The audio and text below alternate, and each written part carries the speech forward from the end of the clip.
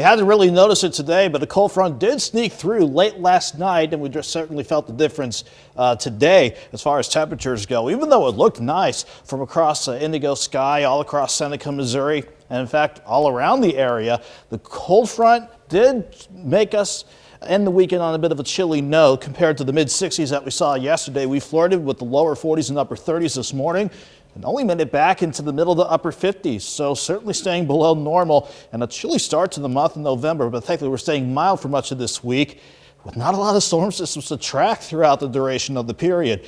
Everybody this morning started out cold though. Upper 30s to lower 40s all across the board, back into the mid and even some upper 50s, especially outside of Joplin.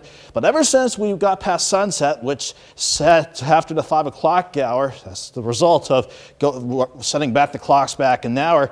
Look at how cold it's gotten already. We have many spots into the 30s already.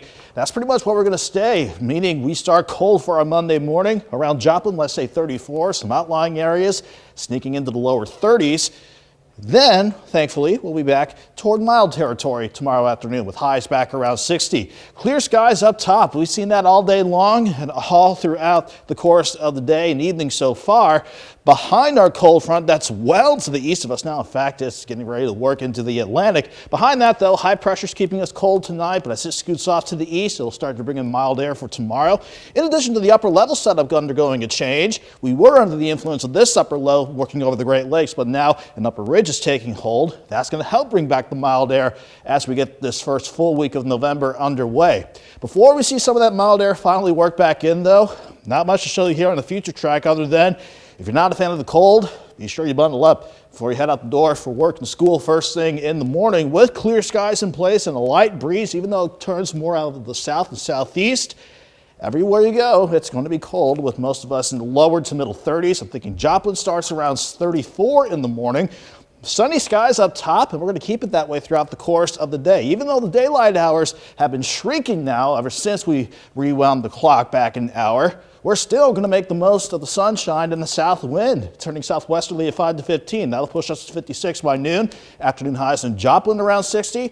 I think everyone's fair game to go at least near 60 degrees. Maybe the farther west you go from Joplin, I wouldn't be surprised if you hit lower to middle 60s for afternoon highs on your Monday. Looking at the rest of the week, not much to show upon first impressions here. Underneath the ridge, we stay quiet and mild for election day with highs back near 70 on Tuesday. Then a quick upper low passes by. It only has enough moisture for mostly cloudy skies on Wednesday. I'm not concerned about rain chances with this wave. It'll quickly work out on Thursday. Quiet to start the weekend out. Then sticking with Doug's pattern, here's the next potential storm system we're watching. It won't get here until at the earliest next Sunday during the afternoon. By the time it does, though, it'll be ready to bring rain and even some thunderstorm chances back in here. Other than that, we're looking quiet and pretty much the same for the rest of the week. 60 tomorrow and staying in the upper 60s to near 70 throughout much of the week with mostly sunny to mostly cloudy skies. Mike?